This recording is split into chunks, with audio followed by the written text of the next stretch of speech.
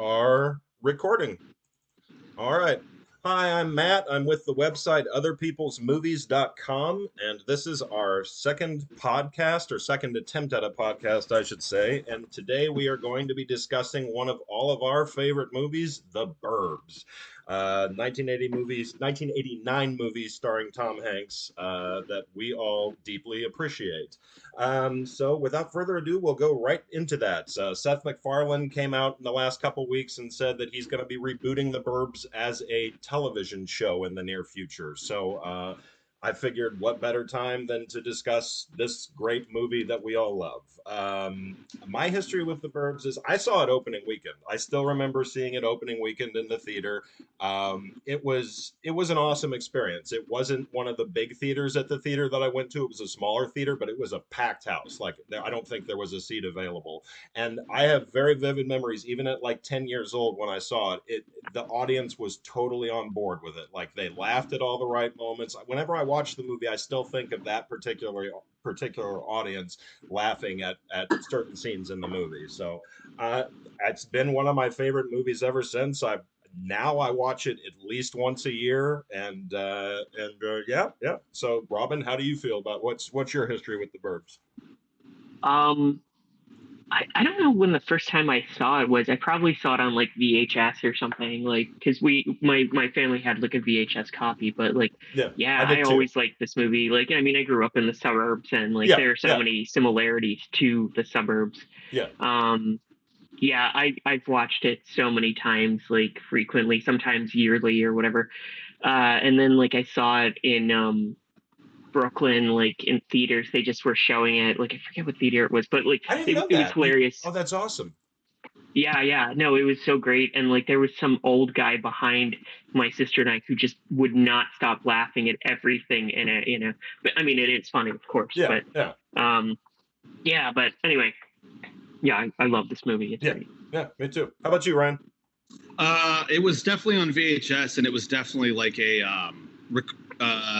remember how easy it was to record from other Yeah, like yeah. you'd rent movies and then recorded. You took up two VCRs and then recorded it like illegal copy of the VHS. It was one of those one of my brothers had to have made, and I didn't know what it was, but I watched it with one of my older brothers, and I kept thinking he said the birds, and I didn't even know what the birds was yet. Right, Yeah, right. the Hitchcock movie, but then he corrected me. But we watched it, and I definitely I recognized Tom Hanks.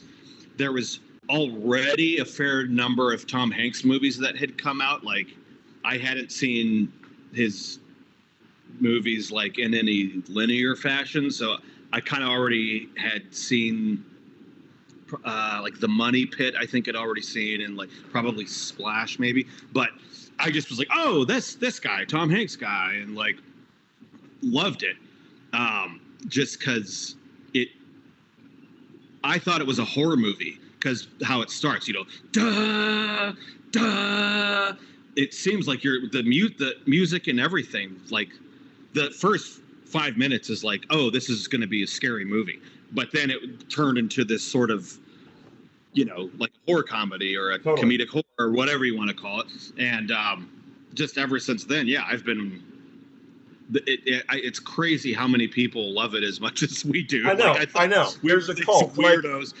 There's this great Facebook page called "Burbs is the best movie ever" that Ryan and I are both. I know you're not on Facebook anymore, Robin, but that Ryan and I are both members of, and people are quoting that movie every day and putting up memes, and it's a blast to see how much people. I so often hear the Yeah, quote, it came with the frame, it came with the like Yes. fame. Yes, which I love that quote. Like yes, yeah. yes, yes, yeah. But I mean, like you talking about like other Tom Hanks films, like I think this is one that like has definitely held up while aging, like of his '80s films. Like I loved watching his movies like as a kid and stuff. Like I loved The Man with One Red Shoe, and I Yeah. watch that one now, and I still enjoy it. But like I think with this one, like as an adult, it still holds up because you're living as an adult in the suburbs, this is how it is with people. They get overly dramatic and they have literally nothing to do, like with their free time. I think Money Pit is another one that holds up because, like, when you own a house, like, you start to experience the kind of Sure. crap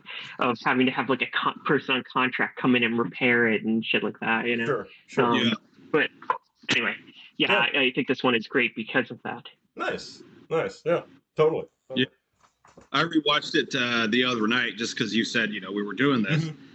And, it gets funnier. It gets more and more fun. Like, it's stuff that I'm like, it just feels like people who were laughing then at it. I wonder, were they laughing for the right reasons? Because this feels like a pair, you know what I mean? Like, it feels so poking, everything's just so amplified in it. People in the suburbs, you know what I mean? Of like, and I don't know, it's just, well, the screenwriter, and this is stuff I'm going to get into, it's a big debate, like, amongst, like, the Shout Factory Blu-ray that I got most of my information off of, one of my prized possessions in my collection. The screenwriter mentions on it that he didn't mean to criticize suburbia. He did it with love. He did it with care. And there's kind of a lot of disagreement among the people who made it. Like, we'll get into this, but it's just kind of like, is it a critique of suburbia, or is it a love letter to suburbia? And that's kind of like, people are kind of on the fence as to which one it is. Right. Yeah. And it feels like a bit of, I'm sorry, go ahead. The screenwriter said that he meant it as a love letter to suburbia. Gotcha. Yeah. Gotcha. Yeah. No. So, all right. Well, we'll get into some factoids, and then we will move on to some more specific details. All right. So, The Burbs was written by Dana Olson. It was his first big studio movie, and it derived from a half-hour pilot he wrote for a proposed television show that never made it to production. He eventually developed it into a feature that was originally called Bay Window as an homage to Hitchcock's Rear Window. Olson's script was the suburban version that's focused on people with too much time on their hands getting into other people's business. The script moved around to different actors, studios, and directors for a while. It eventually went to Imagine Entertainment, Brian Grazer and Ron Howard's new company, and it wound up being their first theatrical production. The script was then offered to Joe Dante, who was a hot director at the time. He had done Gremlins, Inner Space, Explorers. He was kind of hot at the time. People forget that now, he's unfairly forgotten. But I wouldn't say he's not forgotten. He's not forgotten. That's unfair to say, but he is not as celebrated today as he should be, because he's done some classics. Tom Hanks agreed to take on the lead role of Ray Peterson. This made the project an even hotter property because Tom Hanks had just made Big, and he was on the verge of the superstar status that he is so widely known for today. The movie was shot on the Universal backlot entirely. Tom Hanks's house was the Leave It to Beaver house. Corey Feldman's house was the Munsters house. It's the same cul-de-sac as seen in Desperate Housewives for 7 or 8 seasons. The shoot amusingly had to sometimes revolve around the Universal Cities tour, and there was a heavy number of night shoots that took a toll on the cast and crew. Aside from that, and a few minor exceptions, though, the shoot seemed to be a very familial and jovial one for everyone involved. The shoot was during the 1988 writers' strike. That was a long 5 or 6 month strike, so the script had to be locked when they filmed it.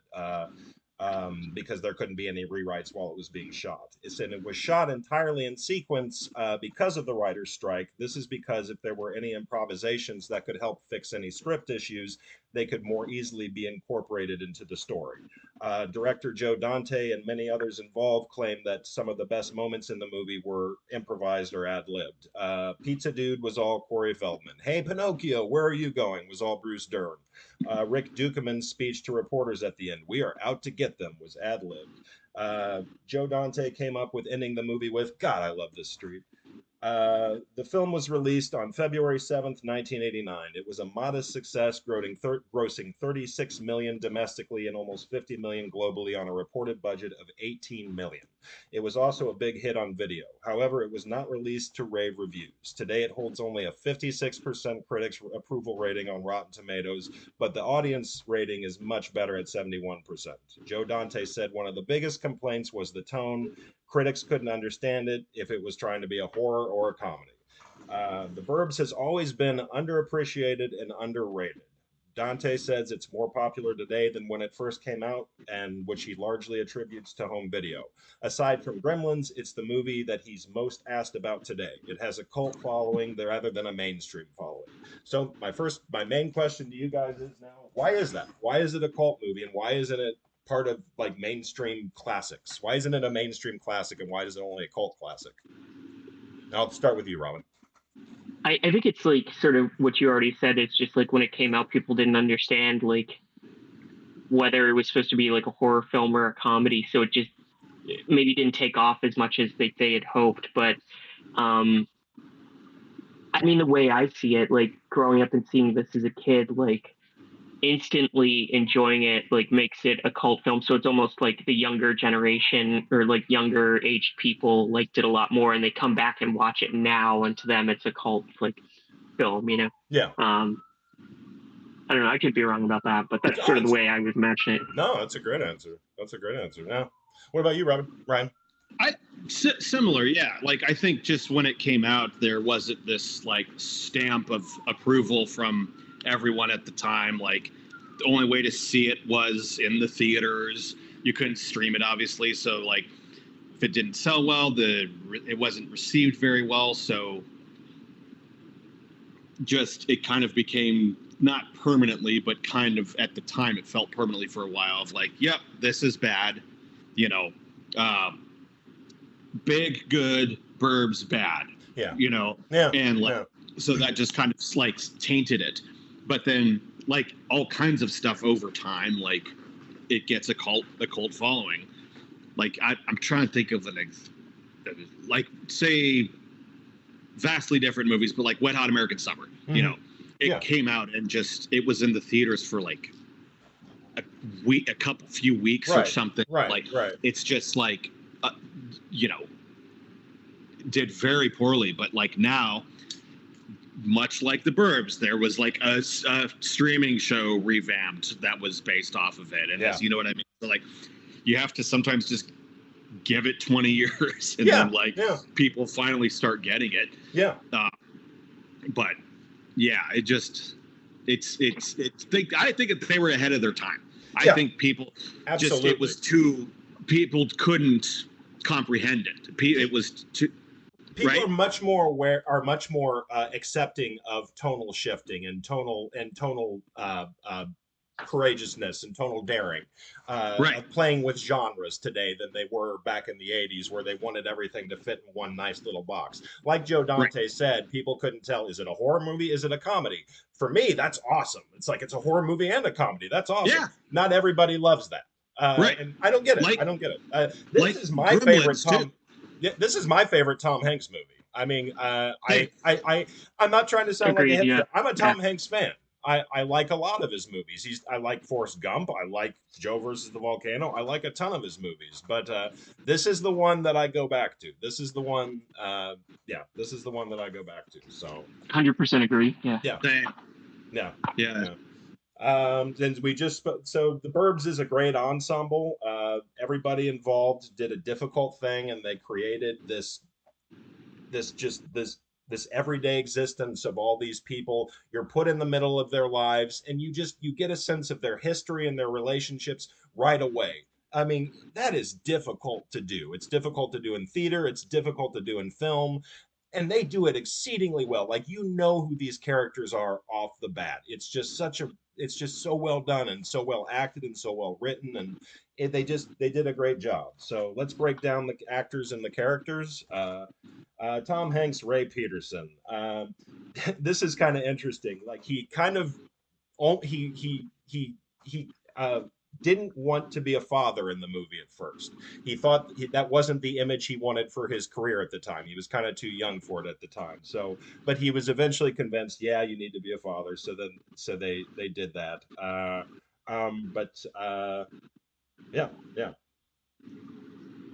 That's my choice. Obviously, he changed his mind. And all the interviews I read said he was just the nicest guy to work with, which is what you expect from Tom Hanks. Couple of little things, but yeah. What do you guys think of Tom Hanks in the movie? What do you think of Ray? Robin? I mean, with the whole father thing, I think it could have gone either way. Like it was such a minor thing. It was almost just like the part I particularly think about is just like the whole bees thing, how his son just stares at him and it's like embarrassing to Yeah, see your father yeah, like that, you know? yeah. um And the kid, we'll get into him in a minute, but the kid does who's now an adult our age, but the kid did a really good job of playing that, like, just, oh my god, look at what my dad's doing. So yeah, yeah, being the embarrassed little kid of your father. yeah. I mean, like, I think he was perfect for this role. Like, his acting was, I mean, it's very similar just to like how he was in his other comedies. Sure. Like, and I think it just worked perfectly well for it. Like, he's just like the very like calm sort of guy, like nice and everything. But like when he breaks into his comedies, he sort of just does these wacky things, you Yeah, know, like, and but he he did the same commits sort to of them thing. so seriously, like their drama. Like he commits to them so Right, right. seriously, like their drama. I'm sorry to interrupt you. No, no, no, no. He did the same sort of thing when he had hosted like Saturday Night Live Hmm. too. You know, he was that exact same type of character, same Yeah. sort of acting. You know, um, so yeah, in that sense, it works perfectly for Hmm. this. Yeah. Yeah. Agreed. Totally agreed. How about you, Ryan? Yeah, I mean, it was like it's perfect casting. It's like you were saying. There's like a reason that's still and always will be my favorite Tom Hanks movie. Like he, I like him being a father. What made it, like you said, you made a good point of like, you know who these peoples are immediately, and you know how they've been their whole lives. Yeah. Yeah. You're just like, Yeah. oh, this is the military fucking dude. Yeah. Oh, Art's the dude who almost certainly cheats on his wife, and like, you know, and the but I related to Ray so well with Carol because I something I noticed rewatching it recently is how, not a ton, but how frequently they argue. Yes. And that's what Yes. made it Yes. relatable to me. Was like, oh yeah, these are just normal, because my parents argued all the fucking time. Sure. So it was like, Everybody's parents do. Yeah. Like right. that. So it was like, you know, it made it seem like just very realistic and very relatable, because like 1 minute they're arguing, the next minute she's literally taking care of him because he's sick, and Sure. like bringing him orange juice or whatever. Yeah. And Yeah. and Yeah. you know, but yeah, it was, the casting was like perfect. I can't imagine anyone else playing the role. Right. Yeah. Right. Across the board. Yeah. But like, yeah, it's because he's so well at being very funny. He's so well at not being very funny, and sort of intertwining them both. Like when he's angry at Art, it's so, he's seriously just outraged, but it's so funny watching him just being like, well, now they're gonna suspect me. Like he's just going, you know, and like he hitting squishes the beer cans when she hits him with the door because he woke him up from a nap. Like yeah. He's trying to take a nap, and just goes It's from just zero total to commitment on his part. It's just total commitment, but it's hilarious. But he's not trying to be hilarious. It's just total commitment to the moment. And yeah. Right, it's like he goes from sleeping to like, it sounds like he just almost starts crying. He's like, I'm only lying here trying to get some contact. Like he almost like, starts crying because he's just so over dealing with all of this horseshit. Totally, but totally. Carrie Fisher, Carol Peterson. Dante said that she was the voice of reason and did a wonderful job with a role that could be viewed as thankless. I totally agree. Dante credits her for anchoring the movie. The movie isn't really celebrated as part of her legacy. Fisher's biography only dedicated a paragraph to the Burbs and wrote it movie off as being a mediocre Tom Hanks movie. I think it's one of her best movies, a mediocre Tom Hanks comedy. I think it's one of her best movies outside of Star Wars. Granted, she didn't do a lot of real great movies outside of Star Wars, but I think she's great in the movie. I think it like Dante said, it could have been, she could have just come across as the nagging wife, but she really didn't. She came off as more of a source of strength, as a source of sanity, and this like and all the craziness around her. But what do you think, Owen? Yeah, for sure, I agree. Like she is the source of sanity. Like absolutely. Like the characters are like little boys basically, like playing around, and she's like the adult who like keeps everything under control. Yeah. It's funny because like even his son seems more mature than he does, Yes. you know. Like, Yes. Totally. but yeah, no, I mean, I personally think like this is perfect for her. Like her voice in general seems more so like, you know, this type of character, like a wife who keeps everything under control. Like more so, I think the way she looks naturally and the sound of her voice, I think she fits better with this, and it works better than Star Wars, like than Princess Leia. Like I can I see mean, that. I like Star Wars. Like We all it's love good. Star Wars. I, We all love yeah, Star Wars. they're great. But I think that's like matches just how she is naturally better than Princess Leia does. Yeah. Nice. Yeah. Yeah, I would Yeah. say so too. It's a much more natural performance than Princess Leia. Right. Like Princess Leia is very stylized and theatrical sometimes. This feels like Ryan was saying, the way they argue just feels like it's really happening. It feels like you're watching a couple have an argument. You feel her frustration with Tom Hanks. Yeah. Right. So, Right. yeah. And like the whole thing of like sort of what I was saying also is like, you know, you look at like the Princess Leia character, and it's not like she really is meant to come off as like someone who's like, you know, mature, like when you, in the first one at least, like fully mature, like at least that's the way I see it. But at the same time, like Carrie Fisher just naturally has that, and that's why I feel like she works better for like this movie, you know. Totally. Do you know what I mean? Like, no, absolutely, and I agree. I think she fits into the role with a little bit more with a bit more effortlessness than she did with Princess Leia. Yeah. What do you think, Ryan? I mean, yeah, she's perfect. Like, couldn't imagine it with anyone else. It's bizarre sometimes hearing these real life stories of like, so and so was tied to the project but backed out because of blah blah blah. Like, I can't imagine anybody else but her in it, just because she's obviously not the nagging wife. She's the voice of reason. No, and totally. Like, there's no side takings. Like, I agree with both of them all throughout the movie. Like, she's going through his book just being like, satanic rituals. Jesus Christ. This is the shit you're reading. This is your vacation. Yeah. Right. You know, but at the same time, like, you get enough of a dose of Ray's perspective of it that it's like, well, I could see kind of like, yeah, these people kind of seem a little, you know, offbeat or whatever. And, you know, so like she really came across as playing someone who at no point in it am I ever like, oh, come on, give him a break, or come on. No, you're never. You're she's never absolutely overreacting. Right. Yeah. Right. She's you're never totally overreacting. Right.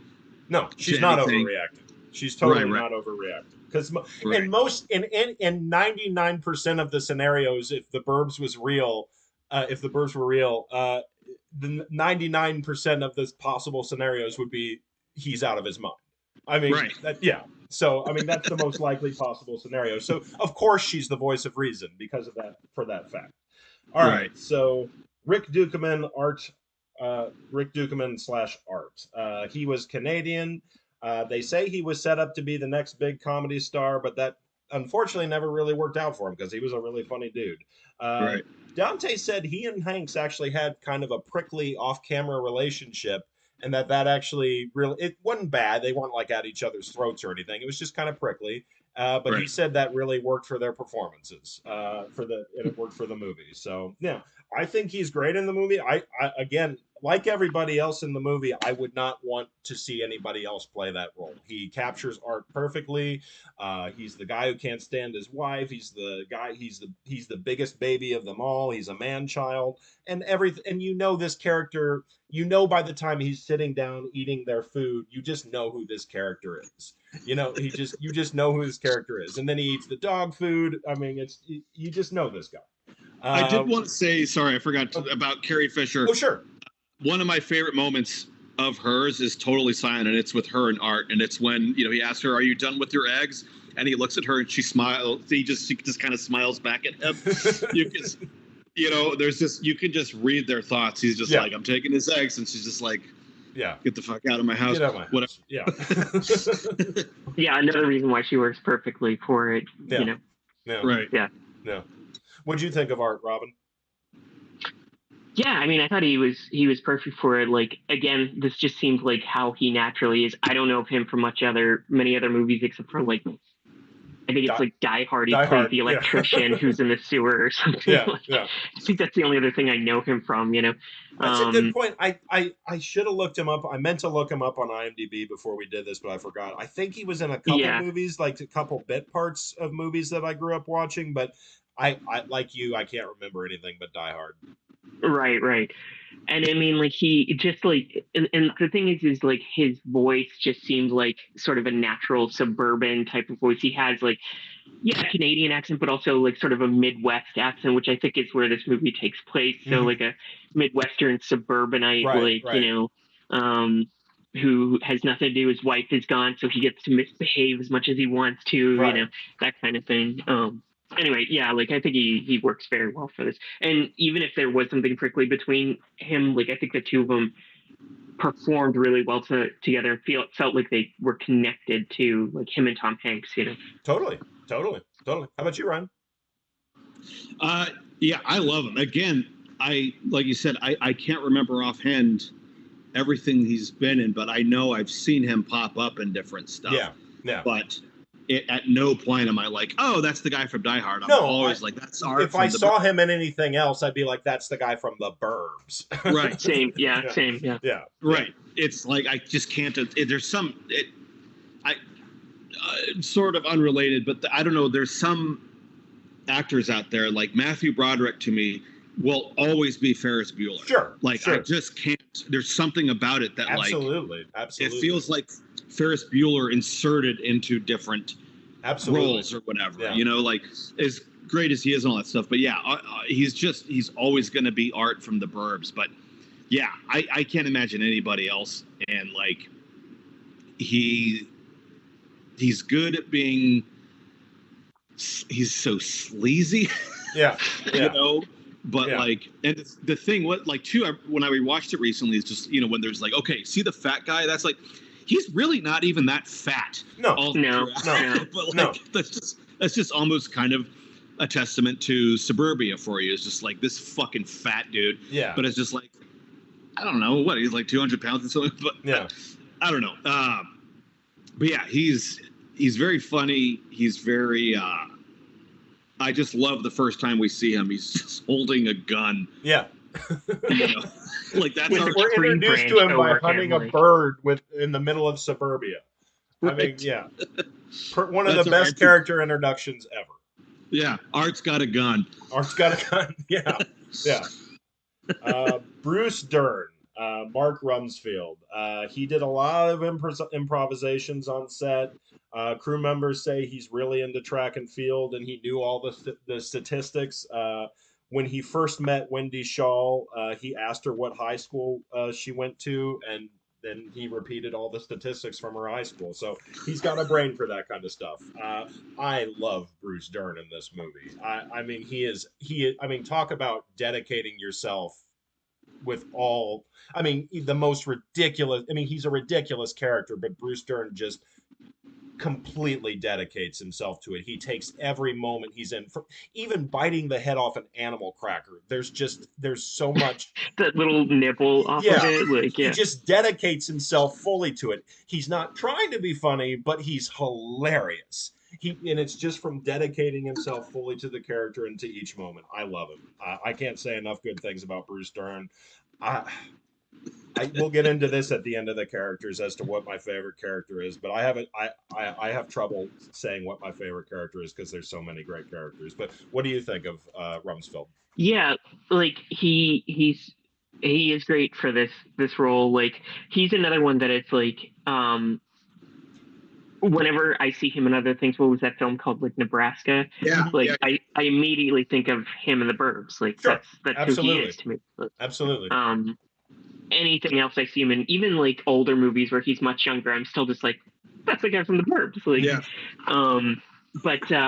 Yeah, like everything you're talking about with the animal crackers, I love how like he's still so like into like the army and stuff like that. Like everything of his like has like camouflage on it. His silk robe, like when he runs to the trash can, like and actually or not trash can, the garbage truck. Yeah. And actually now I kind of wonder like if the shaving cream on half of his face was like improvised or something. Like if he decided to do that, That's a like great. I had um, no that wasn't brought up, but that was a great touch. Is the shaving cream on half of his face right, when right. he's So in the he's garbage just like, truck. here's it's happening, and he has to run out and meet it on time, and he doesn't hesitate to like jump right into the trash can, Right, or into right. the garbage truck. But yeah, he's like that typical like suburban uh veteran and everything that still puts up the American flag daily, like that kind of crap. Yeah. And him stepping on the dog shit is great too. Like, Yes. and Yes. this is sort of going off of his character, but I love like the soundtrack to this movie, Hmm. where like you see the dog running from Walter's house, and the soundtrack itself Is a at that dog. time has the dog barking Yeah. in it, like Yeah. that chirping dog Woof, part. woof, Um, woof, woof, woof, woof, woof, woof, right, woof, woof, exactly, woof. yeah. Yeah. I Yeah. love that that's in there. It's perfect for that. But Yeah. anyway, like that's sort of my thoughts on like Bruce Stern. Like, Yeah. um, Yeah. Yeah. Yeah. How about you, Ryan? He's perfect. Yeah. I Yeah. mean, like you said earlier, everyone's set up, immediately who they are. And like, it's timed perfectly with Ricky putting on that just atrocious rock Yeah. song. And, right as, Bruce Stern walks out and like takes out his aviator sunglasses. Yeah. It's this morning ritual. He comes out, puts on his fucking shades, goes out to put his flag up and Yeah. salutes. Yeah. Yeah. Then steps in dog shit and Yeah. it ruins his year. But yeah, they're watching it as a kid. It's everything's fairly palatable, but like it's not till I got a little older of understanding like the politics of suburbia and everything of him being like he trains his dog to crap on my lawn Yeah. and like all the just drama that goes on in people's heads and stuff of him just like Yeah. it's like God, you sit around and think about this Yeah. shit. Yeah. The Of older him you get watching training- this movie, the richer it gets. The more ridiculous the characters become. But oh yeah, like there was this woman like growing up like at my parents' house. There was this woman who would have her dog shit on the grass like next to the sidewalk, not their lawn, but the grass like along the sidewalk. She purposely had it shit there every time she walked it, like. Yeah. So yes, that makes total sense to me. Like, Yeah. Right. Walter and his dog. Yeah. Yeah. Yeah. And he like I still like sometimes not that often, but in like certain text exchanges with friends, I'll every once in a while call somebody soldier. Yeah. And someone I know had to go through a breakup or something, and I just said like onwards and upwards, soldier. And I was like, I think I like say that because I think it's a Rumsfeld thing, just kind of implanted in my brain because like he calls everyone soldier like when they're fighting and soldiers, get away, soldier. Yeah. Control yourself, soldier. Yeah, Or something like that. I don't fantastic. think he said control yourself, but it was something like that. At that Right, moment right. where he bites his finger, yeah. Wendy Shaw, Bonnie Rumsfeld. She had worked with Joe Dante several times over the years. She was in Inner Space. I remember her from that. She said her character's backstory was that she was an ex-showgirl, kind of Marilyn Monroe-esque. This is interesting. Tom Hanks often commented on set that he didn't understand who her character was, which intimidated her. And it's like, yeah, no shit. If Tom Hanks is on set telling you, I don't understand your character, you're going to start panicking. But honestly, I think her character came across very well. She's the trophy wife to this older guy. She's got a good heart. She's a good person. She's obviously, you just get this history of her and Mark Rumsfeld's relationship when you watch the movie. You just get a sense of, okay, I know these guys. I've seen these guys. I've waited tables on these guys before. And it's just, you get all that, what I just said from her performance. Maybe not necessarily specifically that she's a showgirl, but you just kind of get a sense, okay, she's in a comfortable life. She married into this life. And yeah. What do you think, Rob? Right. Yeah, I mean, like she does a great job, like acting for that character. Like she doesn't have like a ton of lines in it, but like, I mean, the character itself, like, is perfect for Rumsfeld because like he's going for like that traditional like American like soldier with like his wife who looks like she's still from like the 1950s, sort of with that hairdo, or early 60s or Yeah. whatever, with that Yeah. hairdo. And it's like the sort of ideal traditional like American home with that neatly like mowed lawn and everything, like Yeah. that nice house, like all that kind of stuff. Like she fits perfectly into Totally. that. Totally. Yeah. What do you think, Yeah. Ryan? Same. No, totally agree. Yeah, she like definitely like I liked so much that like they almost seem the happiest somehow of all the couples on that street. Yeah. For Yeah. some strange reason. Yeah. There's Like, some truth to that. yeah, they seem like they genuinely love each other. But yeah, just her little quips and everything. Like just her, and I'll make brownies. Yes. She's Yes. the one who makes the brownies, Yeah. and I don't know, her asking if your mother's home to Hans. There's something very endearing about that, of her just looking up and just thinking, ugh, like just looking at him and not really knowing how to respond other than is your mother home? Totally. And like talking to this dude who the fuck knows how old Hans is. He could be 40, he could be 20, I don't know. Right. But the way she just talks to him like he's 5, like it's very endearing for some reason. But yeah, again, another perfect reason everything was casted, that everybody was casted perfectly. Yeah, not a wink. Yeah, and I think what you're saying, like with that whole scene where like she doesn't know how to talk to Hans, like I mean, that's like another like truly suburban thing. They are not used to like weird people. Like you live in a city and like you see like weird people all the time, like living in Chicago and New York. It's like, they're you see a person like Hans, it's like it's normal. He's dressed like Pinocchio. Like so what? Right. But the suburbs are so secluded, like they have no idea. Right. That's like another thing. Like Hans looks like, as a kid, first time seeing that, I was like, oh, like now if I saw that, like Hans looks like a Chicago hipster, like right now. Yeah. You know what I mean? Totally. Yeah. Corey Danziger, Dave Peterson. I might be butchering his last name. It's Danziger. Funny story he shared on. I follow him on Facebook. He's actually really cool to his fans. Like he's always sending them autographed pictures of himself, like with from the Burbs, and like with captions from the Burbs. Like he does a little bubble where it's got dialogue from the movie. People are always really appreciative of it. He's really cool to people who are he seems to really appreciate having been a part of the Burbs, which is cool, because I feel like a lot of the people involved with it, like Tom Hanks never talks about the Burbs, but it's really cool to see somebody who was involved in it really appreciate how special of a movie it was. He's now I don't think he acts anymore, but he's actually a really interesting conceptual artist. I recommend checking out his artwork at CoreyDanzingerArt.com.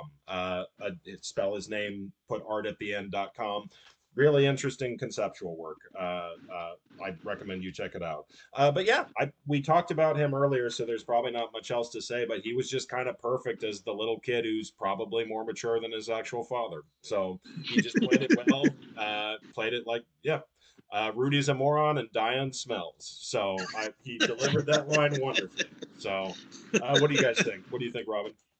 Yeah, I mean, well, first of all, I didn't know if he was like a conceptual artist. Now I want to check out his stuff, but you like, should. It's interesting. Yeah, will do for sure. Yeah, I mean, like he is very little in the film, but like, as I said before, like the whole scene where he's like embarrassed by his dad, he does a great job with that, with the look on his face. Also, just him talking to Art while they're both like chewing their, like eating food.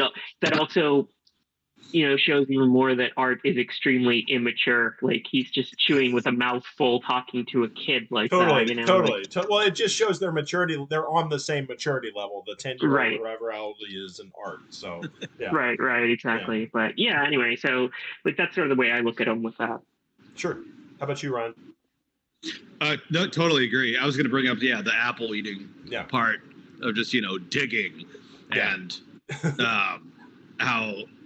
Yeah, you kind of learn him and Ricky Butler clearly are like buddies somehow, but I don't recall seeing it at any point in it, unless I'm just brain farting on it. But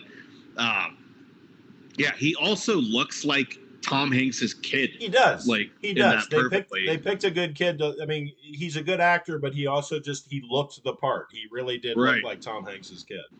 Right. So, Yeah. You kind of backtracking, but you mentioned the back lot of Universal Studios where they filmed it in Ricky Butler's house and all this stuff. When I was a kid, we went to Universal Studios, and going to Universal Studios in the 90s, I think the larger things were like the Jaws exhibit, the King Kong exhibit, and stuff like that. But going through that back lot, I, as a kid, was like, they filmed the Burbs here? Yeah. Like, it was like being in the fucking White House or something. I just was like, just starstruck by this neighborhood. Totally. But, totally. yeah. I would be too. I've never been to Universal, but I would be too. I would be too. It's very different now from what I understand, but at the time, a big thing was like the Jaws thing, which I don't even know if they have it anymore, but it's like this clearly not scary fake Jaws thing, like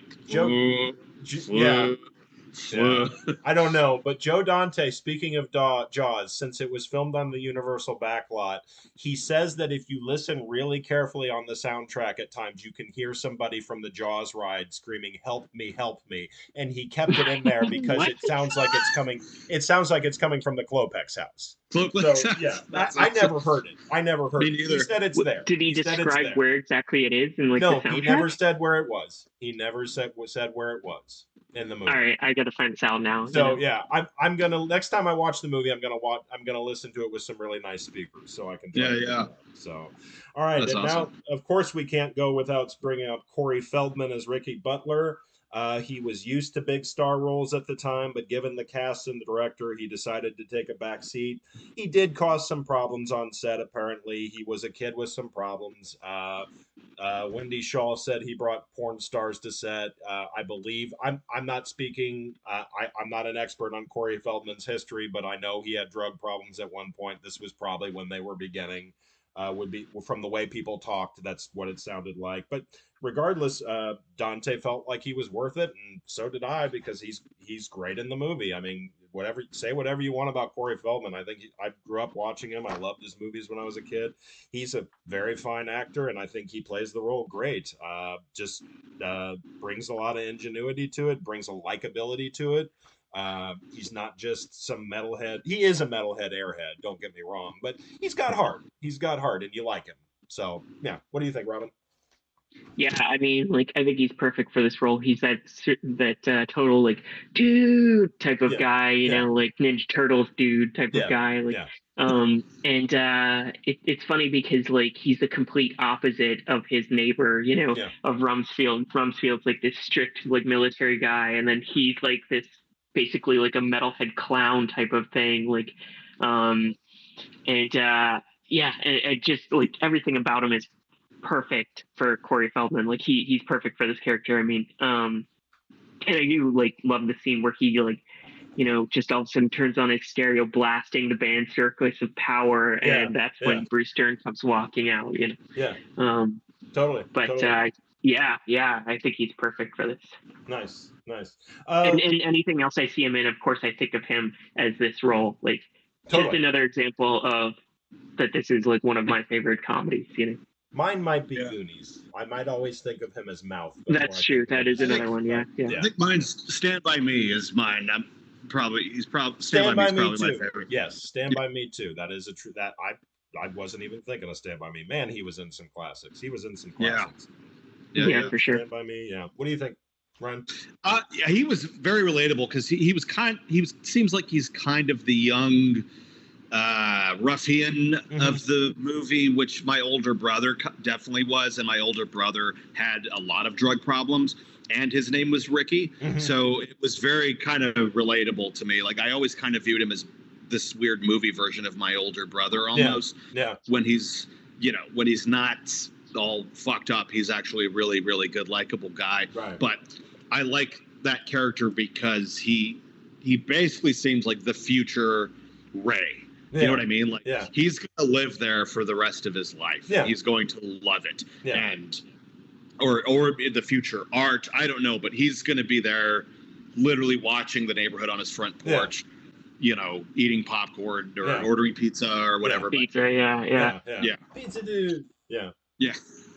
Well, I mean, and he basically says that at the end where he's like, "I love this street" or "I love this block," whatever his line is, I forget. Right. But like, but like, yeah, you could see him growing up that way, and like he's already having beers with like the other like guys who live on the street, So he's sort of just like making his way into their group more, Yeah. Right. 100%. Totally. Courtney Gaines, Hans Klopek. All right. Now we're getting into the fun stuff. Known for Children of the Corn at the time. He said he didn't even have to audition. Dante asked for his accent to be non-specific, came up with a mixture of one. So his accent isn't from anywhere. It's just that he says it's column A, column B. It's like a little bit of this, a little bit of that. The trash banging scene, which we'll talk about in a little bit, came about organically. That he just went with the impulse and went with it. I think again another instance of just downright perfect casting. He a great actor, fully commits to the role, fully commits to the weirdness and the strangeness of the role. I couldn't say enough good things about this role, this performance. I can't say it's my favorite performance of the movie, but it's amongst my favorite performances in the movie, which there are many. What do you think, Robin? Yeah, I mean, like, I honestly don't really know of him, like, in many other films, but, like, I think with his accent and just, like, his character, he definitely comes off. He does a great job, like, as someone who basically is stuck in the house at all times and has, like, social anxiety and doesn't know how to, like, communicate with others at all. And the whole trash can thing, like, that almost, like, is him, like, bursting out of like his being stuck in the house. Like he's just like, I have to let everything out. Oh, I hate my life. I hate this. That type of thing. Like, that's the only way he can really like communicate how he's feeling on the inside. Right. Yeah. So I mean, I think he's great with like, and the way he looks too is just so bizarre. Also, like his pale skin. Is that like a real beard he has? Like I couldn't tell. But they didn't say, as far as I know, it is. It looks like it looks real. Then that makes it even better, just like this creepiness, like and being extremely pale and unattractive looking, like it's perfect. It's great. And it's funny because like I've looked him up like at times, like in however many past years, and I'm just like, wow, he's actually a lot better looking in real life than he was in that film. He's a good looking guy. Yeah. They made him out to be they made him out to be really kind of creepy looking, but yeah. Right, and like him being extremely scrawny too, like in the in that oversized clothing, that's out of date looking, that looks like it's just been handed down to him from like are those his parents? Like, is one of them his dad? Like, I have no idea. I don't even know. Like, I have no idea. I don't think Ruben's it's ever his uncle. Yes, he's called, his uncle. That's right. He's called. It doesn't say. But I think he refers. Does he call him uncle, or is that just what do they both call him uncle? I believe he says my uncle Ruben. Okay. I'm almost sure, but I might be wrong. So then I guess like the doctor is his dad. Like I'm not sure, but anyway, it's interesting because I've never assumed that's his dad. Ever. Yeah, I just never understood like how they were like related or anything. I don't think that's his dad. Right, but it could. Who the fuck knows? But that's one of the things I like about it. To this day, I believe he says that's his Uncle Ruben. But I'm also like, are they also just these like inbreds or like what are what are they? Or like it seems like maybe they kidnapped him when he was a little kid and forced him to stay in the house, and then like Ruben handed down his clothing to him, like that's what Ruben grew up wearing. Exactly. He seems like he's never bathed. He certainly doesn't know how to shave. They'll probably never teach him how to shave. He'll probably just have a beard for the rest of his life that grows forever because he doesn't know to shave it. Yeah. Like he's just a very, and then dresses like Pinocchio when they go to right. it is like right. Nice. Nice. Yes, I love Henry Gibson, Dr. Werner Klopek. There wasn't much said about him other than he was a consummate professional, very nice guy. Courtney Gaines, who was interviewed for the documentary on the Burbs, spoke very highly of him. Unfortunately, he passed away in 2009. Again, he was again another instance of perfect casting. I've seen Henry Gibson in a number of movies, and like you guys said about other cast members, that's Dr. Klopek. That Yeah. yeah yeah. Um, he does a great job of. One thing that's interesting is that the Klopeks never didn't know whether they were innocent or guilty while they were filming the movie. The actors didn't know. Right. Because they shot like multiple different endings because they didn't know how to end it. So they shot versions where they were guilty. They supposedly shot versions where they were misunderstood neighbors. Um, but so he plays that ambiguity really, really well. Like you could play it that he's sinister, or you could play it that he's just kind of eccentric and innocent. So he just rides that line really well, and I think it's a fascinating performance, and it fits in with the tone of the movie wonderfully. What do you think, Robin? Yeah, I mean, like, I definitely think he's perfect for like the way he acts, like what you're saying, that he's very professional, but at the same time he's like sort of creepy. And it's interesting, like I've never thought of this, but like, I've met people who are have like the same like tone of voice, who talk similarly to him, and I've always like looked at them, like when I meet them, I'm like, is this person like a psychopath, like in the Right. background? Are they like basically like, you know um burning people alive or something? Like, they seem nice, but they Right. just are Right. so subtle and so creepy. They talk so gently, a little Right. too gently. Right. Right. um I wonder if this movie has like traumatized me and made me think that like I hear those people's voices and they're all crazy. Maybe. Maybe. Yeah, yeah. Yeah. It certainly did for me. Yeah. How about you, Ryan? Uh, yeah, he is another one who, like, first time I saw the Blues Brothers, he's like the head Nazi in the Blues Brothers. I've still never seen the Blues Brothers. I need to see the Blues Brothers. Really, that Yeah. surprises me. Yeah. I've never seen it. It's worth seeing. Yeah. I saw it as a kid, loved it, and then like as I got older, I was like, oh, this is stupid. But Yeah. then later, I was like, oh no, this is actually, Yeah. it's just got some funny shit in it. Sure. But Sure. but he plays like the head Nazi in the Blues Brothers, and I remember the first time I saw it, I'd be like, oh, this was miscast. Yeah. He's Dr. Klopek. He can't, Yeah. you know what I mean? Like, Yeah. it's just, but he's obviously great in it. But No. yeah, he's the one. He does that good job of writing that line of like, oh, okay, if I lived in that neighborhood, I'd just be like, this is the guy I'm going to talk to if I need to communicate with them for anything. Yeah. You know what I mean? Because he's so approachable. But like you said, there is also that, like, he's also so soft spoken that I'm like, almost like Gus in Breaking Bad or something. Yeah. Like this very gentle, personable person, but who will slit your throat and Yeah. will murder you and absolutely get away with it. Yeah. And just like an actual horrifying person. But Yeah. and it's a testament to the great score of it too, because like the first time you meet him, there's that da da da, and like even the music is like, oh, okay, Yeah. this guy's not so bad. They're fine. Yeah. And it's, we have guests, Yeah. and he's like happy to see them. But yeah, he's just another perfect casting choice. Yeah. Totally. Yeah. Totally. I agree. And last but not least, Theodore Gottlieb as Reuben Klopek. He was essentially deaf, which made it hard for him to pick up on his cues, which made it perfect for the character, according to Joe Dante. Dante said it was lovely to work with him. Corey Feldman kind of gave a little spiel in the documentary and said that he was basically on set exactly what he was in the movie. He was just kind of sat there and just, yeah, okay.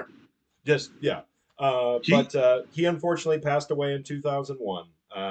Again, another great instance of perfect casting. He's just kind of offers a contrast to Hans's, or not Hans's, Dr. Klopek's smoothness, his politeness and his quietness. He's kind of the perfect antithesis to that, where he's just he's just kind of like all tense and wound up tightly in a ball. Again, great casting, perfect in the performance. What do you think, Robin?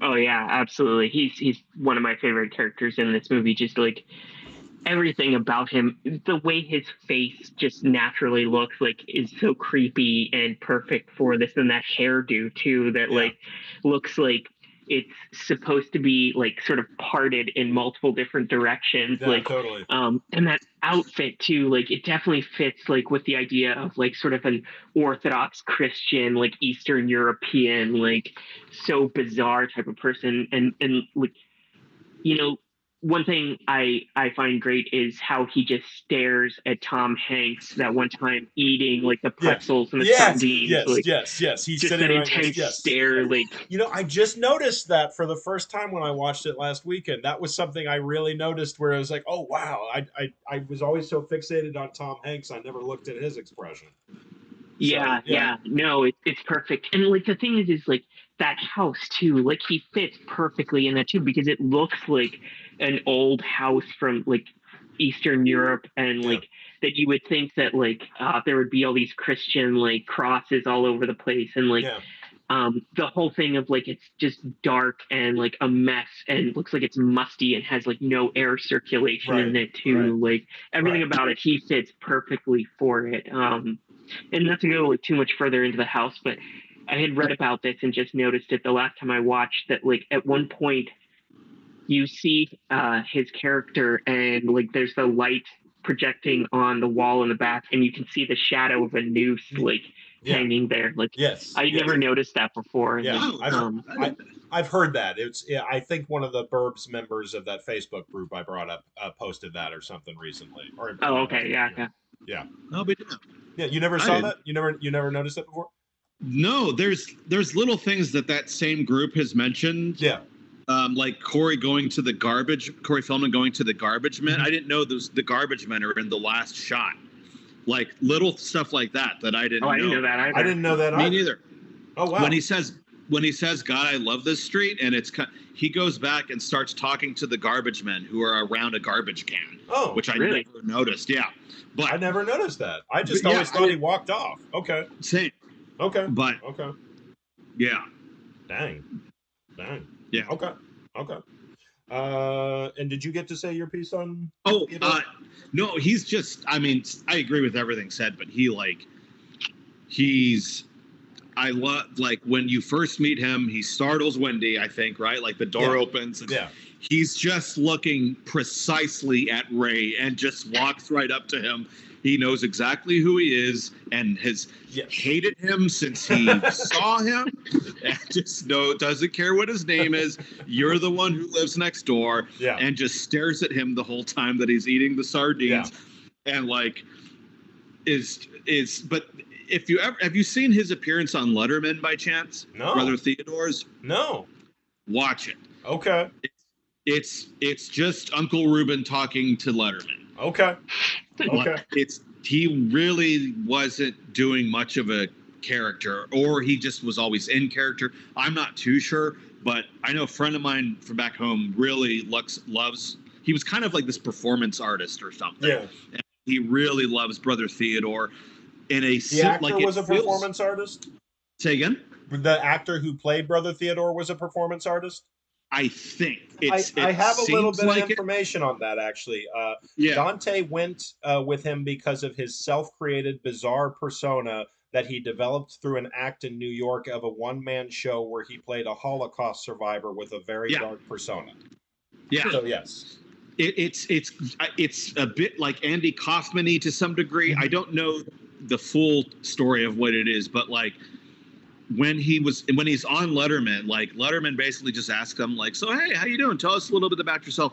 And he just rants. He's just like, I hate vegetarians. I hate blah, blah, blah. And like, he just starts going off. And it feels like, I would compare it to when like Crispin Glover was on Letterman, right. when Andy Kaufman was on Letterman. Right. It's this very bizarre interview that not enough people know about. Yeah. But definitely watch it if you. I will check it out. It's on I will YouTube. definitely check it out. Yeah. Alrighty, so moving on to scenes. What's your favorite scene, guys? Mine would be. That's tough. That's tough. I'm gonna say I think that I gotta be honest with myself. I love the whole movie. My favorite scene is taking the trash out. Hans taking the trash out and beating it to death. It's just so absurd. The act Courtney Gaines is so committed to it. He just hates that fucking trash. And you don't know why. You don't know what's Right. going on in his head. You don't know what made him act like this. This could just be his routine every night. It's just one of the best moments ever put on film. I love it, and I'm just gonna say my favorite line in the movie, which is gonna be my next question, which is I think, uh,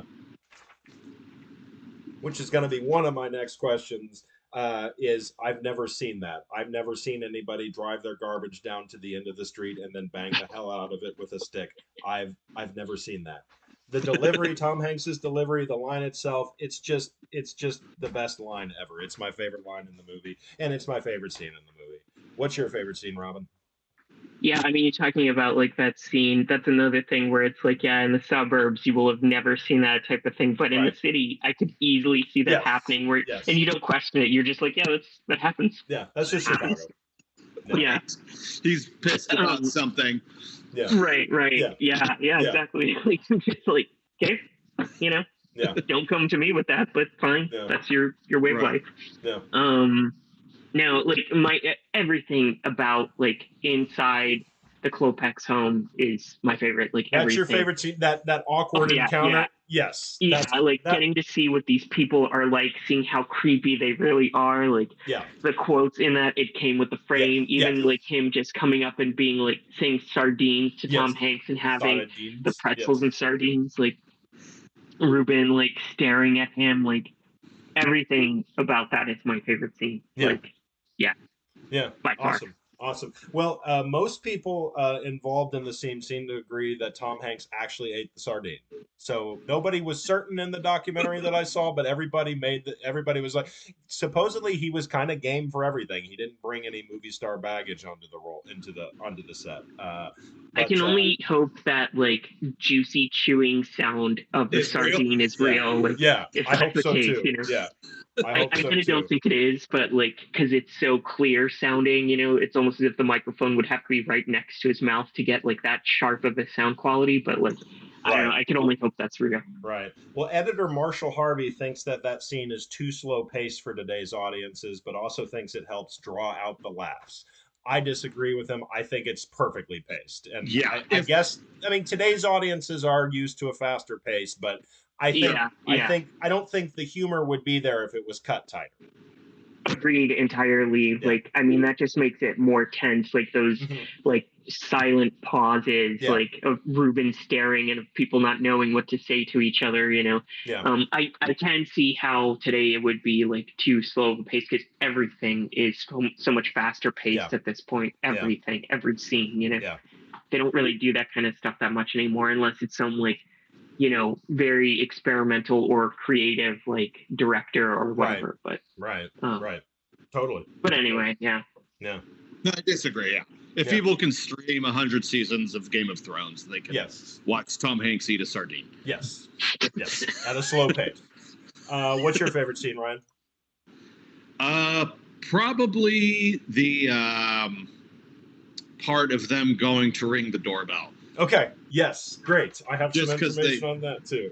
Well, yeah, they use that song and just the timing of them like breathing and the music starting and like everyone's like zooming in on everyone's face is just running like, oh my god, they're gonna ring the doorbell. It's a perfect Even a testament dog. to And Yes, the even the dog. zoom in on the dog is one of the best punchlines to a scene ever. It's one of the best Yeah. buttons to a joke ever. I mean, I Exactly. still remember again. I saw that in the theater. The audience like lost it at that shot. It was. I mean, that is one of the best visual gags ever put in a movie. You've got all these that right. song was And it like it also could have like it like that I rewatched it. That's like 10 minutes into the movie or so. It's not too far into No, it. Like no. it just escalates. very quickly. Yeah. And like that could almost just be a short film. Like the beginning to them go, you know what I mean? Like it's so like just rises very, very, very fast. Like goes from 0 to 100, and it's just them knocking on the door, going to ring the doorbell. Mm-hmm. But that whole sequence. I think like the multiple things that happen in that too, like how it starts off with like Art's like foot going through the floor of the porch, like they first like knock on the door and like the 9 flips over 666. Wait, what street would that be that there would be the address would be 666 on a cul-de-sac? Like right. Totally. But sorry for interrupting. Like no, Rumsfeld saying they're daring each other to ring the doorbell. They're daring each other to ring the doorbell. Yeah. That music was actually from a Ennio Morricone score for Western called My Name is Nobody, directed by Tony Valeri. It was originally just used as a temp score, but Jerry Goldsmith, the composer, couldn't come up with anything that matched it, so they just thought, all right, we'll just use the temp track, and I'm glad they did because it works beautifully. I'm glad they did. Yeah. It's a great scene. That's a great scene. Again, it's hard to pick a favorite scene in that movie because there's not a dull moment. There's not a bad scene in the movie. Yeah. So. And I mean, going back to like your favorite scene, Matt, like everything about that, like just like how, the bashing starts happening and at the same time the rain starts falling and they all run away, but then it immediately continues into like the digging in the rain with them wearing the cloaks, like the hooded cloaks, like totally. All of that, like plays out so smoothly, Totally. Quick question about the ending. The ending, as I said before, there were a bunch of different endings. Like the script originally ended with Tom Hanks with the Ray character. I shouldn't say Tom Hanks. The original script originally ended with Ray being driven away in the ambulance with Hans driving and Dr. Klopek hovering over him, kind of banging at the window, and you don't know his fate.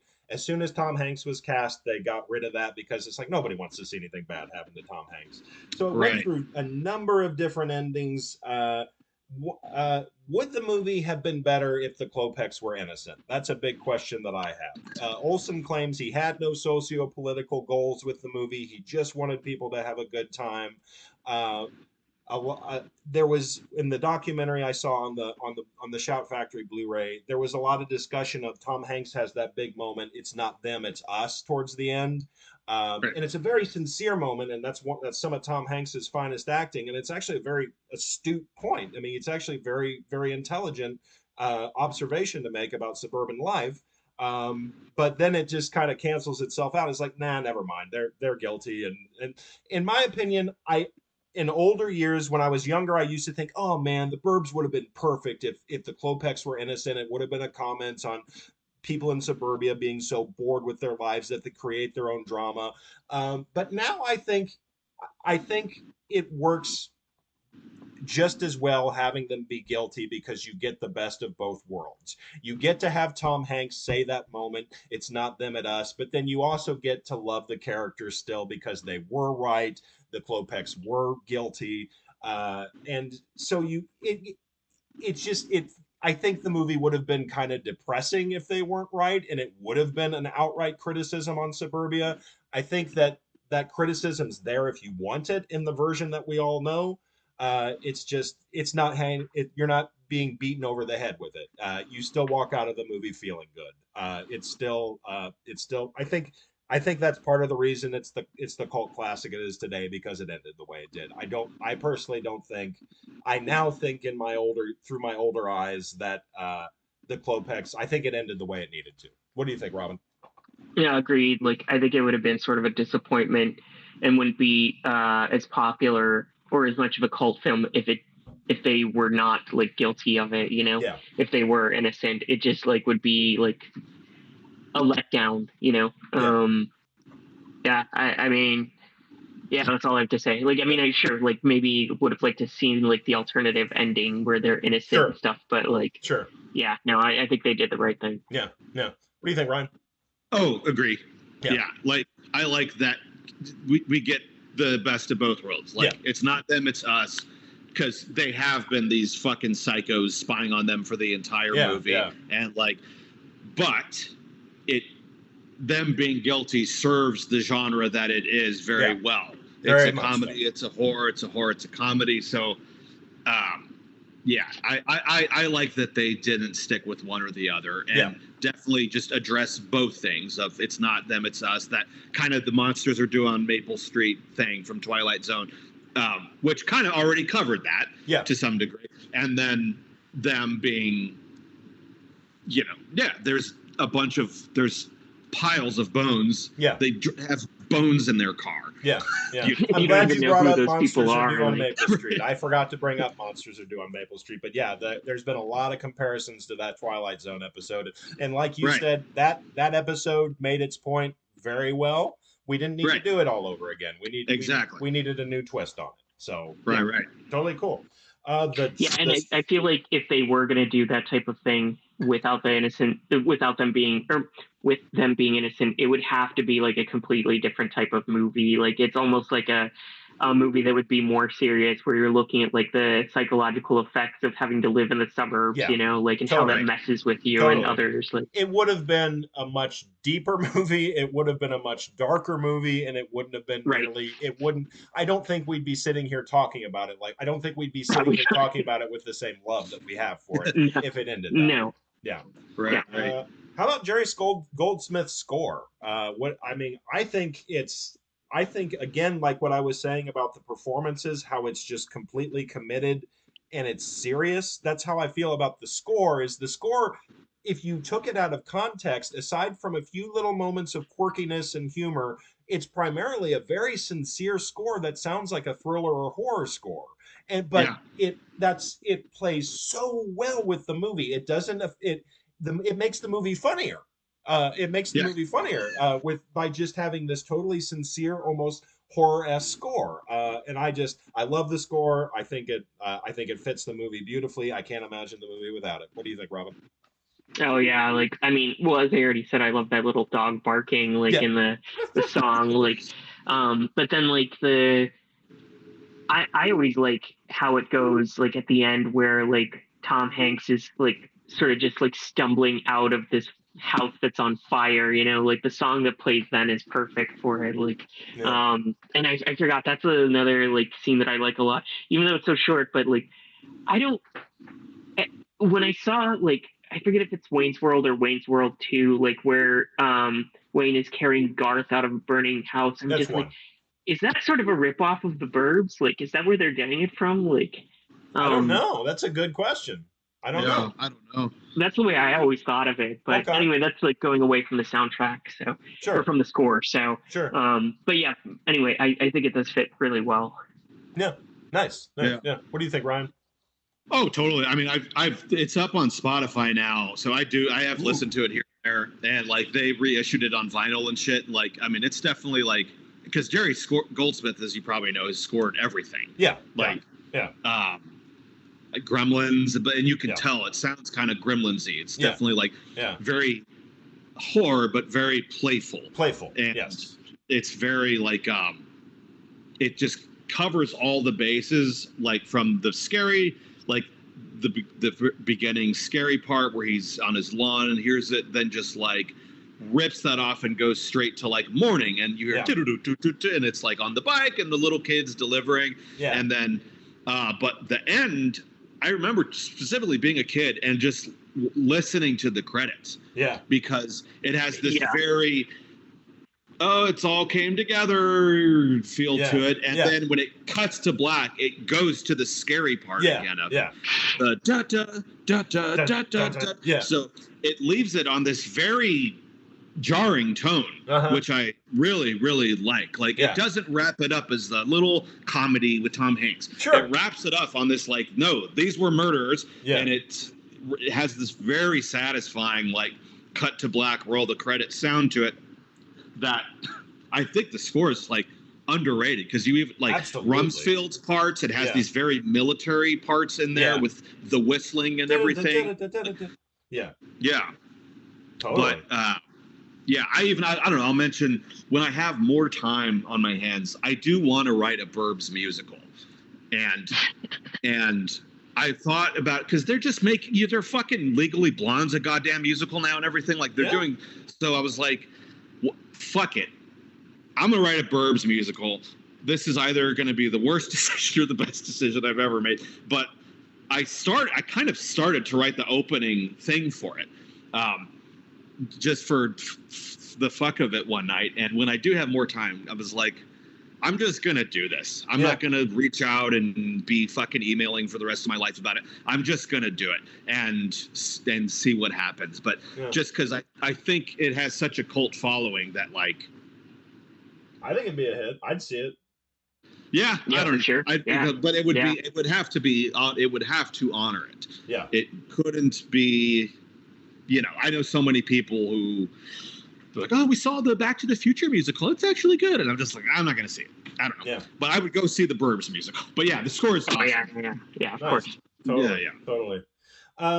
According to editor Marshall Harvey, an entire day and night was cut from the film. The movie ran super long in early cuts. That was partially due to all the improvisation and ad-libbing. The trailer has all kinds of scenes and moments and lines that aren't in the movie.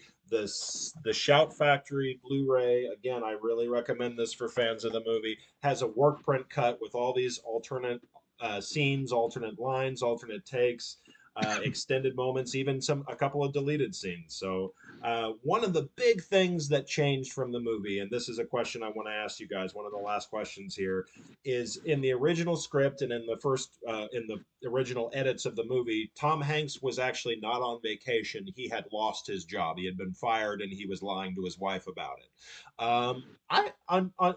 The more I've known this and thought about it, I'm kind of curious as to why they cut it out. It works either way, to be honest, but I kind of I kind of wish they would have left that in some ways, because it kind of I don't know. I don't know how I feel. I don't, because that would make it too much about, okay, it explains his behavior too clearly. Okay, he's acting this way because he lost his job, and it's more universal if he's acting that way because he's a bored suburbanite. So I have mixed feelings. I can't really come to a conclusion, but I think it's interesting that was the case. What do you think, Robin? I think it's fine either way. They don't really talk about his job at all, except just that he's on vacation. So, I mean, it could be like he lost his job. Like, the only reason why I think it's better this way is it's just like his vacation is so much less significant and doesn't seem like it needs to be talked about in the story that much, you know? So, if he had just lost his job, you'd expect more to be discussed about that. Yeah, that's true. That's true. What do you think, Ryan?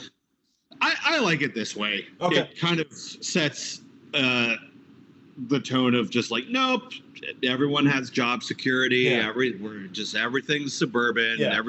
He's on vacation. He's literally showing Art his new tools. That, like, just boring shit like that. Right. I like that. It kind of sets the landscape a little more nice to sort of be a springboard for this week of spying on their neighbors. You know? Nice. Yeah, totally. All right. Yeah. All right. One of the last questions. We're down to the last couple questions. Favorite line from the movie. I already said mine. My number one was, I've never seen that, ... Number two would be, nobody knocks off an old man in my neighborhood and gets away with it. And number three would be, there go the goddamn brownies. Robin, what are your favorite lines? What's your favorite line? It came with the frame. Okay. And then Red Rover, let Art go on over. Yeah. Nice. Yeah. How about you, Ryan? It's definitely, I mean, there are so many great ones, but it's probably, you look like a chicken in front of your son, Ray. Your son. You're just like emphasizing your son. Your son. Just how pathetic this is that you're not going to ring a doorbell. Yeah. Probably that one. Yeah. All right. All right. Nice. All right. Last question of this podcast. Closing question. Dream cast of the new Burbs television series by Seth MacFarlane. Name as many as you like. We'll start with Ray. Ray, I would cast my top choices would be Paul Rudd, Seth Rogen, Zach Efron, Kumail Nanjiani. I can't pronounce his name. I hope I'm pronouncing it. Kamal Yeah. Nanjiani. Nanjiani. Okay. Kumail Nanjiani. All right, I would cast one of those guys, and my top choice would probably be Paul Rudd. How about you, Robin? I mean, I could see Seth Rogen being many of the characters in the Yes. movie. Yes. Have you either of you ever watched the show Party Down? Because I Of feel course. like a lot of the cast from that, like I could see Adam Scott being Ray, and like Lizzie Kaplan being his wife, you know, and even like Jane Martin. Lynch, right? Yeah, Yeah. exactly. And I could see Martin Starr as Hans, and even like J.K. Simmons as he had like a couple of parts in Party Down, but like I could see him being Rumsfeld like Okay. easily. Like Okay. Sure. he has that type of voice that even though he doesn't really play military characters, like he has that type of strict voice to him that seems like he Right. could pull that off. Yeah. Right. Yeah. How about you, Ryan? I wrote them. I got them all down for all the characters. Yes, but let's just do Ray right now, and then we'll do the rest of them. Yeah. Ray, I'd say Ben Stiller. That's a good choice. That's a very good choice. That's a very good choice. Because he's good at sort of he's the straight man in a lot of his stuff. Like even in Flirting with Disaster, like he's kind of the straight man to a degree, but like he's he's usually the straight man. I think in everything but Zoolander. Yeah, I can't think of but he's a brilliant straight man. He's a great straight man. So yeah, that's a great one. Carol, my choices would be Winona Ryder, Billy Lord, Zoe Deschanel, or Amy Schumer. I'd pair it up with whoever I cast as Ray, but if I was going to cast Paul Rudd as Ray, I would cast Amy Schumer as Carol. How about you, Robin? Yeah, I mean, I still like I said, I think of Party Down. So if it was like Adam Scott as Ray, it would be Lizzie Kaplan as Carol. So okay. How about you, Ryan? Julia Louis-Dreyfus. Nice. That's a good one. That's a really good one. Damn. Why didn't I think of her? That's perfect. Art, my three choices would be Seth Rogen, Danny McBride, or Kevin Hart. Danny McBride would be my number one choice. I think he'd be perfect for the role. I can't think of anybody else who would probably play it better, but I think he'd be perfect for the role today. How about you, Robin? Yeah, for sure. The way he talks, and especially the way he sort of like interacts with other characters, where he dares them at times. You know. Yeah. Like I think of him like in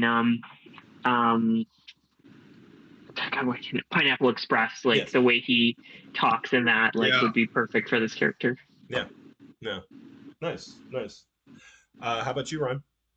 It's odder, stranger choice, but Thomas Lennon, just because I'm such a huge fan. Okay, that'd be great. Actually.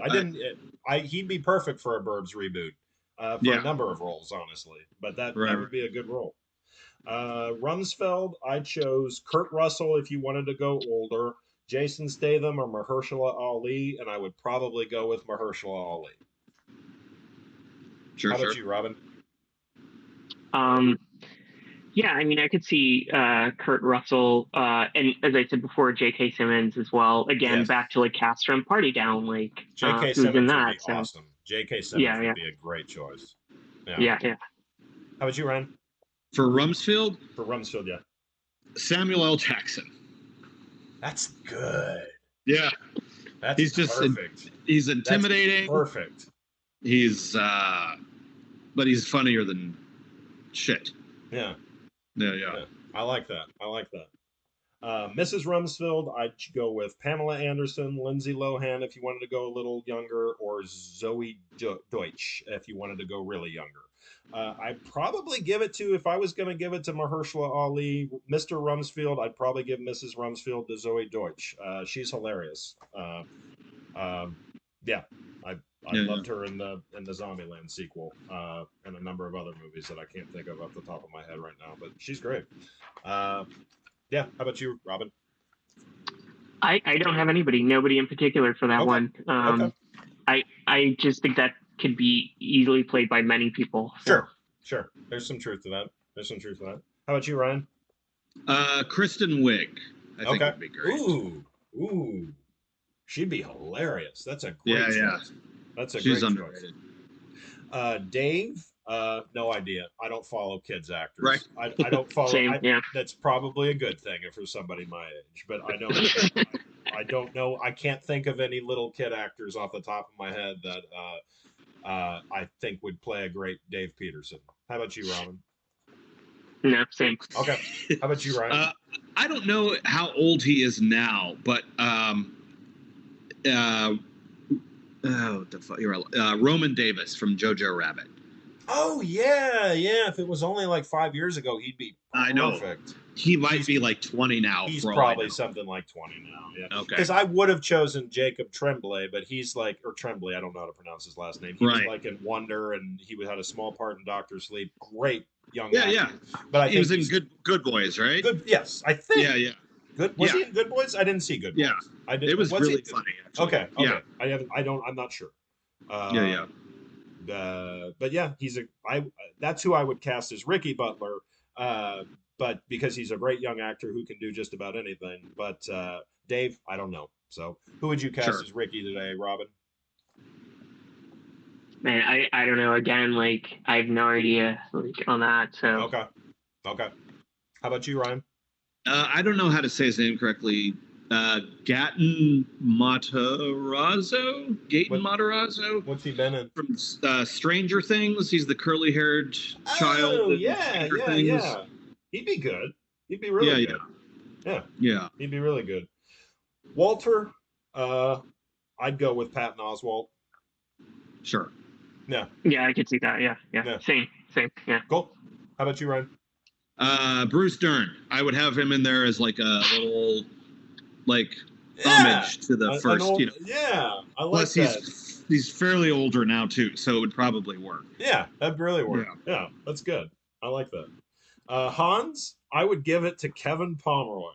He'd be a perfect Hans. He would. But Ryan and I only know who that is. He's a Chicago improviser and comedian who's very, very funny and yet to be discovered by the world, but deserves to be. He's very funny, very talented, and he has a very unique look. So I think he'd fit Hans perfectly.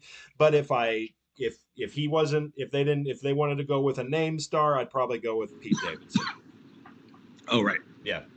Pete Davidson would work very well for that. But also, and for me, like going again back to Party Down, Martin Starr would work for that as well.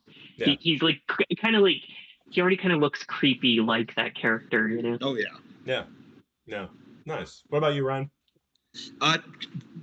Can't remember how to say his last name correctly, but you definitely probably know what I'm talking about. Barry Keoghan. I think it's Keoghan. It's either Keegan or Keoghan. I've been told two different things, Keegan or Keoghan.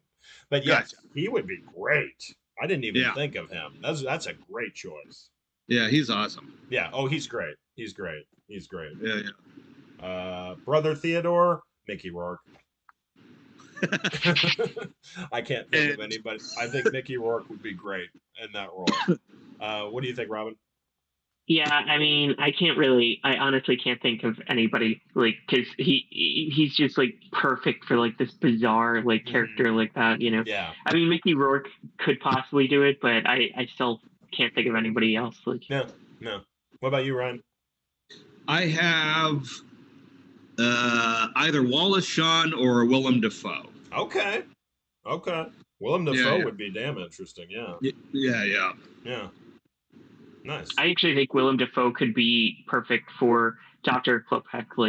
I could see him playing him. That didn't even occur to me either. So, well, my choices for Dr. Klopek would be Steve Buscemi, Nicolas Cage, Patton Oswalt, or Christoph Waltz, and I think Christoph Waltz would be my choice. Yeah, he would. Yeah. Yeah, I think he'd be great. Yeah, that was your same, Ryan. Oh yeah. Yeah. I out of all those options, absolutely. Yeah. Nice. What would your choice be, Robin? Yeah, I like him as the option as well. I think he's perfect. Yeah, you look at the way he talks, in some of his movies, and he does have that soft voice at times. You know, yeah, he can play like from Inglourious Bastards. I think of that role. I mean, he plays a very smooth psychopath. So yeah. Right. Yeah. Did you have another choice, Ryan? For Klopek? Yeah. Crispin Glover. Nice. Nice. Just because he's so likable and like approachable, and then can also just not be at all. Yeah, You know? totally. I mean, he's just I just saw the Willard remake not too long ago, and he's a forgotten gem, man. That guy's great. Yeah. I'd love to see him get a good comeback role. Same. Yeah. All right. Well, thanks so much, everybody. Thanks for listening. This has been Other People's Movies, and we'll see you next time. Thanks for tuning in.